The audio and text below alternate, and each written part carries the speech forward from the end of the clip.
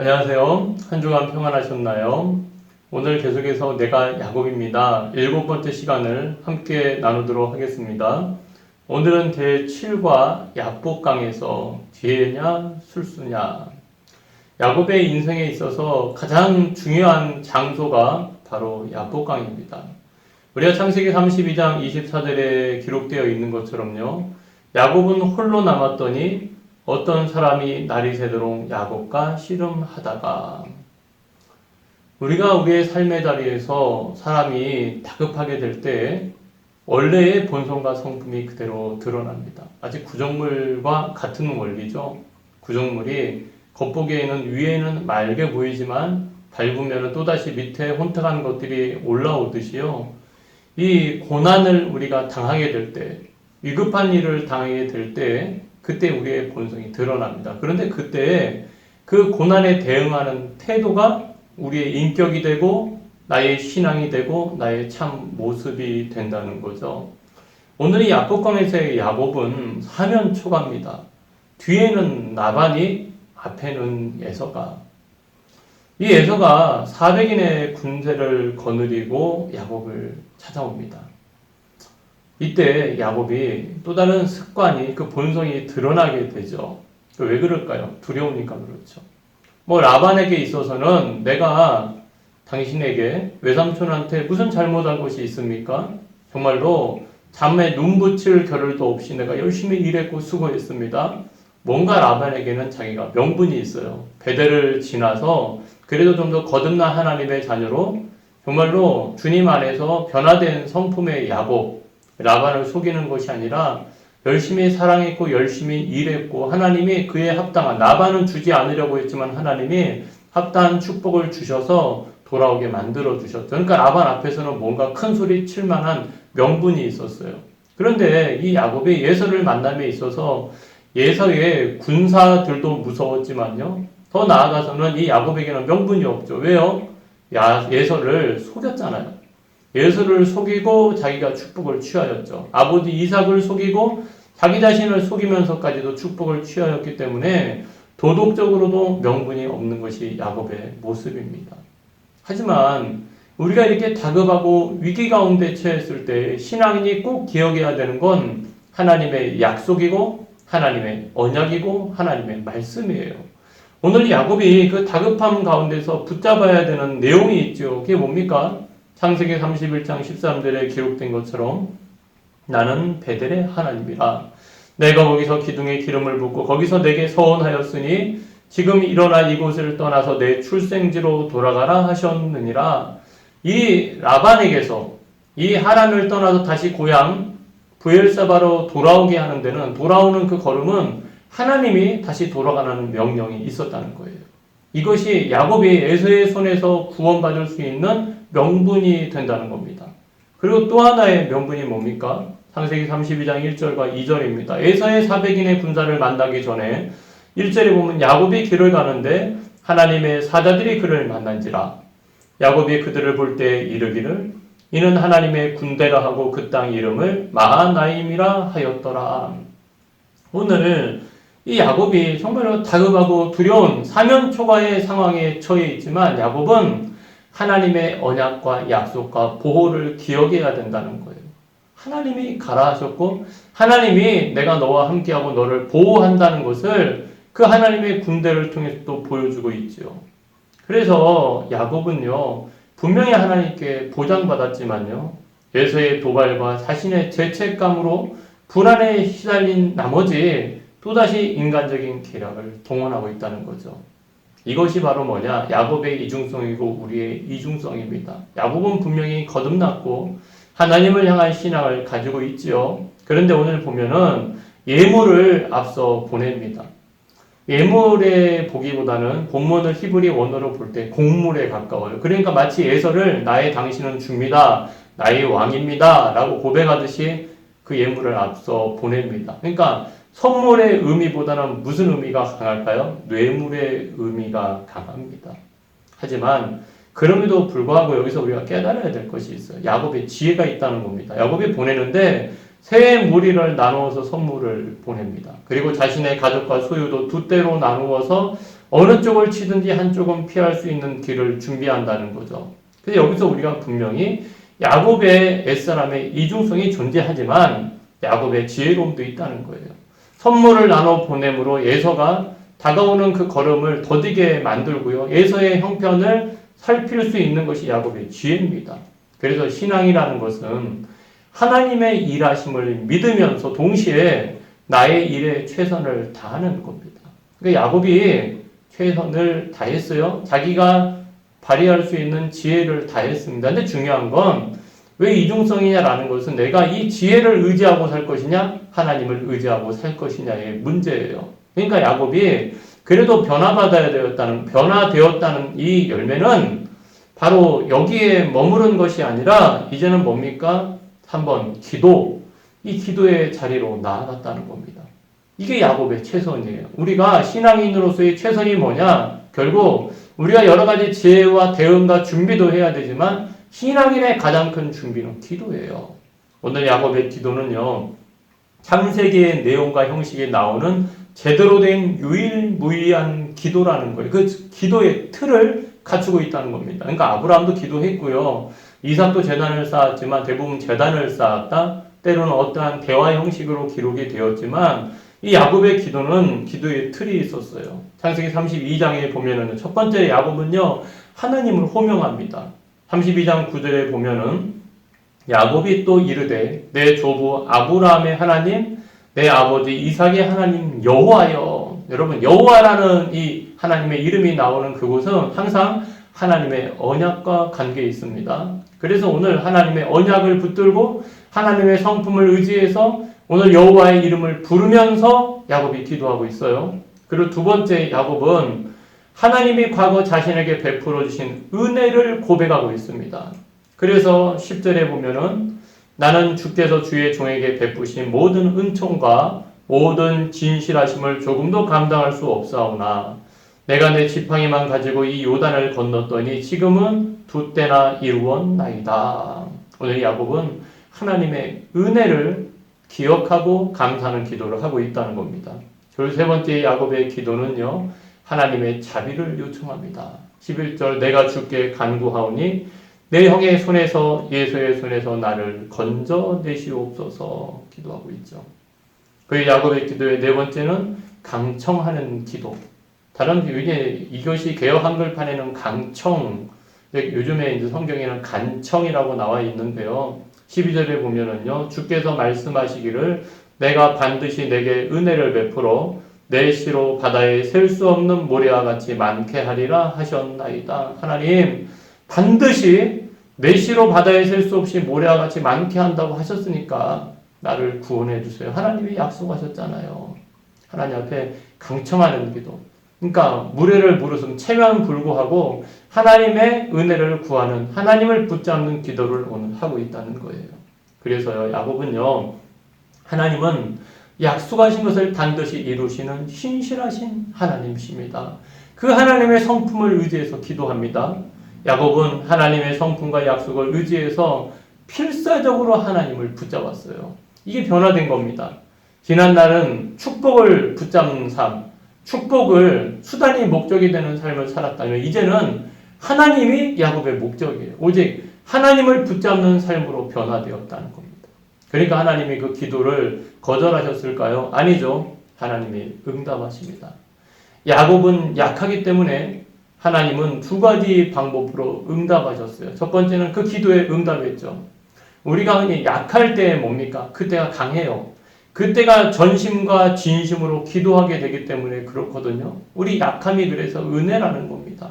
그래서 사도 바울 같은 경우도 자기의 그 눈의 가시를 통해서 3번이나 하나님께 기도합니다. 하지만 주님이 내 은혜가 내게 좋게 해. 왜 그럴까요? 그 바울 남의 병은 고쳐주지만 자기는 고통을 당하잖아요. 그것을 통하여서 바울 자신이 이 능력이 내게 있는 것이 아니라 하나님께 있는 것을 자각하게 하고요. 더불어 고침받는 자들이 바울에게 아니라 하나님께 영광 돌리게 하기 위해서 그러는 거죠. 그런 의미에서 가시가 때로는 신앙인에게 은혜가 되기도 한다는 겁니다. 그래서 우리의 삶이 약할 때 강합니다. 고백할 수 있는 게 은혜라는 거예요. 그래서 때로는 약함도 은혜다. 그러니까 우리가 강함이 은혜가 아니라 강함은 하나님께 있어요. 하나님보다 더 강한 것이 무엇이 있겠어요? 그러니까 도리어 하나님의 강함을 의지하고 하나님의 강함을 감사하고 하나님의 강함을 신뢰하며 나아가는 것이 신앙의 믿음의 실체라는 거예요. 사람은 강해봤자 결국은 누구나 죽음 앞에 서게 되고요. 아무리 많은 부귀와 영화를 가지고 있어도 사람은 분명한 한계를 가지고 있어요. 하지만 전능하신 하나님을 의지하는 신앙인은 내게 능력 주시는 자 안에서 내가 모든 것을 할 수 있다는 그 믿음을 갖게 된다는 것을 기억해야 된다는 겁니다. 그러니까 사도 바울이 약할 때 강합니다. 빌립보에서는 그것이 바로 내가 모든 것을 주님 안에서 할 수 있다는 고백으로 더 나아가게 되잖아요. 우리의 삶 가운데도 약함이 강함이라는 이 은혜가 임하기를 주님의 이름으로 축복합니다. 그래서 우리가 두 번째로 하나님의 응답의 방법은 이 야곱의 환도뼈를 치십니다. 환도뼈는 넓적다리 뼈라고 생각하시면 돼요. 골반과 무릎 사이 사람을 지탱하는 그 뼈, 사람의 중심을 잡는 뼈가 환도뼈예요. 그러니까 하나님은 환도뼈를 치심으로 말미암아 위골됨으로 말미암아 야곱이 자신의 약함을 잊지 않도록 만드는 거예요. 동시에 야곱의 몸에 친히 흔적을 남겨놓으셨죠. 사도 바울도 눈의 흔적을 남겨놓은 것처럼 야곱에게도 그 흔적을 남겨두신 거죠. 그래서 자신의 인생의 주인이 아니라 하나님이 주인이심을 믿으며 살게 만드시는 거예요. 그래서 이 야복강 나루에서 야곱은 절름발이가 됩니다. 이제 평생을 절름발이로 살게 돼요. 더 불편하게 돼요. 하지만 그것이 야곱이 하나님의 은혜를 기억하고 자신의 약함과 하나님의 강함을 기억하는 은혜의 흔적이 되었다는 것. 그것을 우리가 야곱을 통해서 깨닫게 돼요. 그래서 우리가 이 야복강에서 야곱의 기도를 통해서 야곱의 시험을 통해서 정말로 깨달아야 되는 건 야곱의 기도는 환경을 바꾸는 기도가 아니라 자신이 변하는 기도였다는 겁니다. 자신이 변하지 않으면 문제도 여전히 변하지 않은 채로 있을 거라는 거예요. 목사님, 야곱이 에서에게서 구원해달라고 했잖아요. 에서의 손에서 건져달라고 했잖아요. 환경을 바꾸는 기도 아닙니까? 그런데 하나님께서요, 환경이 바꾸는 기도를 자신이 바꾸는 기도로 만드셨다는 거예요. 그것이 뭡니까? 바로 야곱아, 너가 누구냐? 네 이름이 뭐냐? 할 때 야곱입니다. 남을 속이는 자입니다. 남의 것을 붙잡고 남의 것을 빼앗는 삶이었습니다를 고백하게 만드는 거예요. 그 회개의 은혜가 임한 거죠. 그래서 아우구스티누스 그 교부가 고백록에서 말하기를 나는 나 자신에게 문제가 되었다. 그러니까 하나님의 은혜를 입은 자의 열매는 뭡니까? 자신의 죄인됨을 발견하는 거예요. 내가 문제였구나 하는 것을 깨닫는 거예요. 그러니까 나 자신의 문제는 나예요. 남이 아니라. 그러니까 하나님의 응답은 예서의 변화가 아니라 야곱의 변화였어요. 야곱이 지닌 가나안의 문제는 다름 아닌 야곱 자신이었던 거예요. 그러니까 오늘 말씀을 계속해서 우리가 보는 것은 하나님은 전능하신 하나님이시잖아요. 야곱은 무능하고 하나님은 전능해요. 그런데 이 전능하신 하나님과 무능한 야곱이 씨름했는데 누가 이겨요? 야곱이 이겨요. 하나님이 승리가 아니라 패배를 통해서 자신을 드러내는 거예요. 이게 은혜입니다. 예수님께서 십자가에서 처참하게 패배하심으로 도리어 우리를 살리고 이기게 하시는 원리하고 똑같은 거예요. 이것이 뭡니까? 바로 여러분, 너의 이름이 무엇이냐는 하나님의 물음이에요. 하나님이 져주시죠. 하지만 그 져주신 은혜 가운데서 야곱을 발견하게 합니다. 너 이름이 뭐냐? 그러니까 이 야곱이 이삭 앞에서는 이게 똑같은 상황이 있어요. 이삭 앞에 축복을 받으러 갈 때는 내 아들아 내가 누구냐 하고 이삭이 물어볼 때는 나는 예서입니다 라고 속여요. 거짓말해요. 그런데 오늘 하나님이 내 이름이 뭐냐 라고 물어보니까요. 야곱이 하나님 앞에서 고백해요. 나는 야곱입니다. 오버랩이 됐겠죠. 지난날 자신이 아버지를 속이고 형을 속이고 자신을 속이면서까지 예서인 채 하면서 축복을 받으려고 했던 야곱이에요. 그런데 이 위기 앞에서 야복강에서 야곱은 나는 야곱이에요. 남을 속이는 자입니다. 남을 빼앗은 자입니다.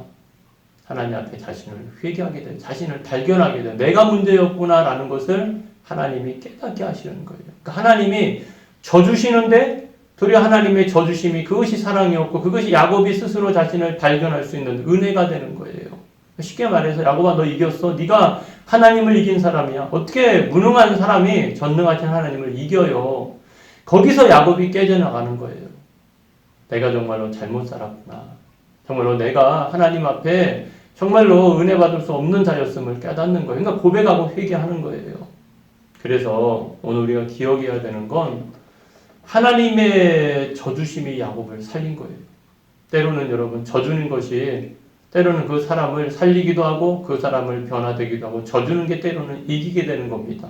어떻게 보면은 이 씨름은 야곱이 이긴 것 같지만 하나님도 이기신 거예요. 둘 다 이긴 거예요. 하나님의 약함으로 우리가 강한 자가 되고요. 자신을 고백하는 자가 된 거예요.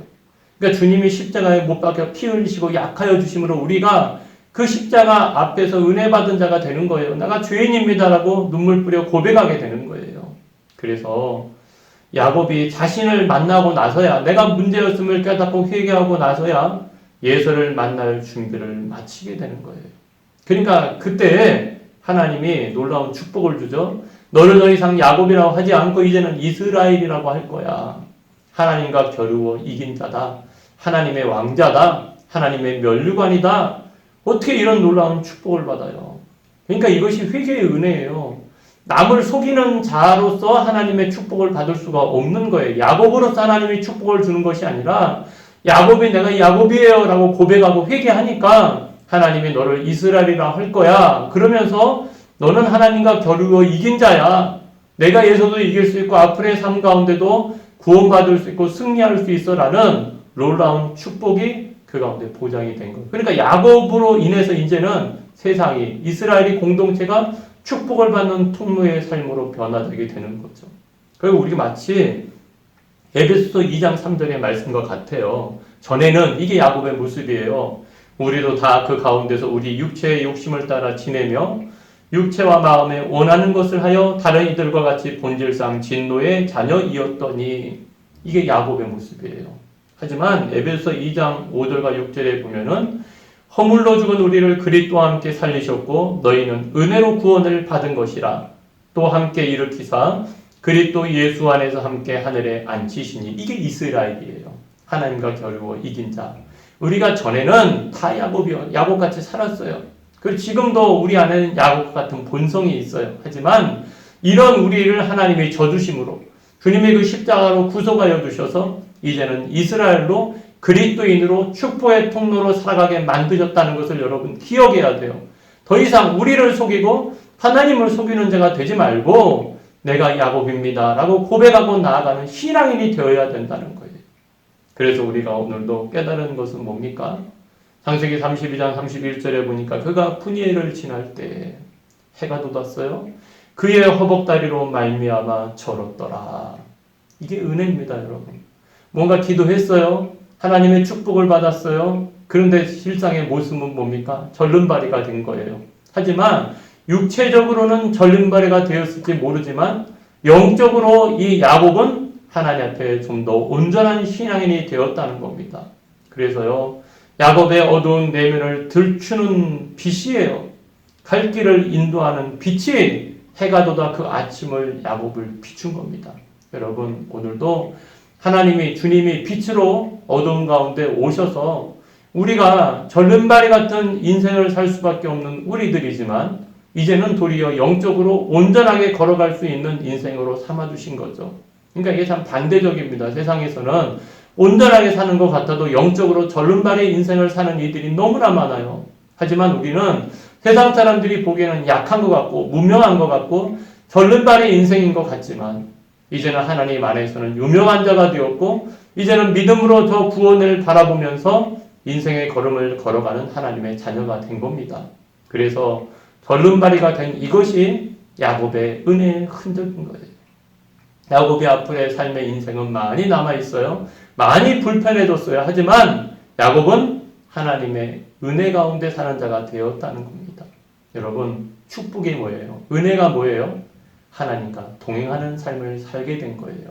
내가 어긋난 딴 길로 가다가도 다시 주님께 돌아오게 되는 것이 은혜입니다. 그 은혜를 힘입어서 오늘도 우리의 남은 인생을 주님을 바라보며 살아갈 수 있는 저와 성도님들이 되시기를 주님의 이름으로 축복합니다. 그래서 오늘 우리가 묵상해 보도록 하겠습니다.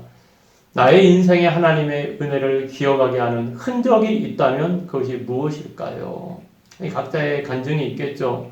어려움과 고통의 순간이 있을 겁니다. 하지만 그 안에 분명한 하나님의 은혜의 흔적이 있다는 거예요.